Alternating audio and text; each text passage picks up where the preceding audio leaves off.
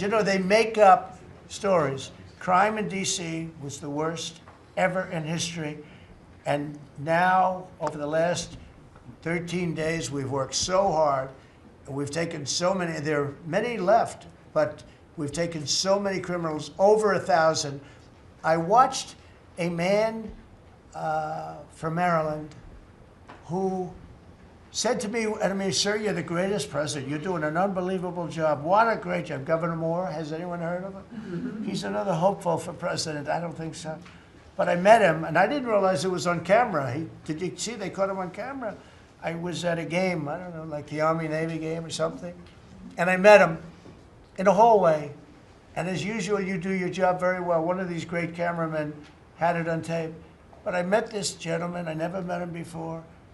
Sir, you're doing a great job. You're doing an unbelievable job. Thank you very much. But then he goes on television and says, oh, Trump is a dictator. He's a dictator. And a lot of people have so the line is that I'm a dictator, but I stop crime.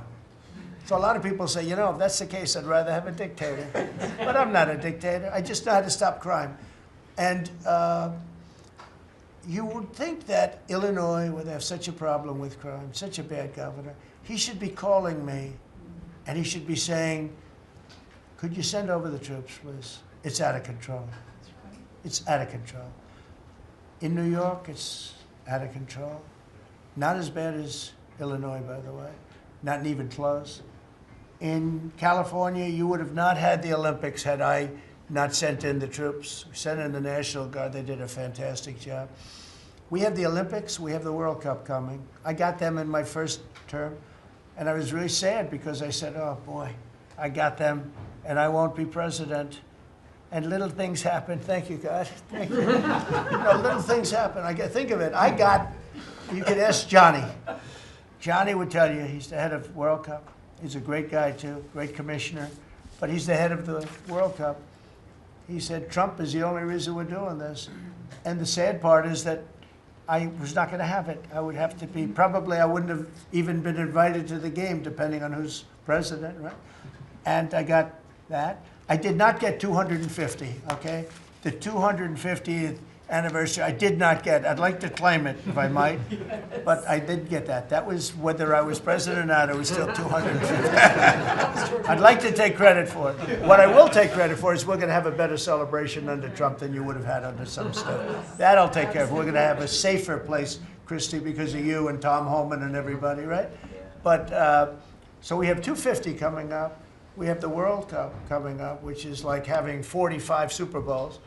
And we have the Olympics coming up. So we're going to have a very exciting 3.5 years remaining. We're going to have a very exciting, it's going to be done properly. So I just want to tell you, our country's in incredible shape. Our military is strong and powerful and respected. We had some fantastic decisions from the Supreme Court that let us put the people into the military and other businesses that are best for the job, as opposed to some woke reason that was killing our country. That was a very strong, very powerful. You can now go into a company based on your ability, as opposed to being forced in based on some factor that cannot make our country great. That was a big decision, very, very big decision. And we've had a lot of great decisions, and we've all made some great decisions sitting around this table. I want to thank Scott. Unbelievable what's happening financially with you and Howard.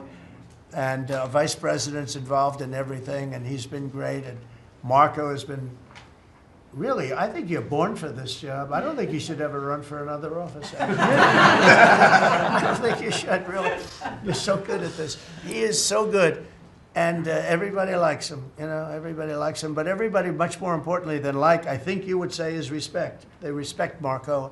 They respect all the people around the table. So what I'd like to do is, I'd like to go around the table. You seem to like it. Your audience seems to like it based on ratings. And I want to mention, you know, about crime, because we have a young lady here, Iris, of Epoch Times. You're Iris, aren't you, huh? And I heard you were very savagely mugged in the city, and I'm not going to let that happen under this administration. That was last year, And would you like to mention what happened? Of course. So first of all, thank you, Mr. Do President. you want to listen to this? For Yeah. having me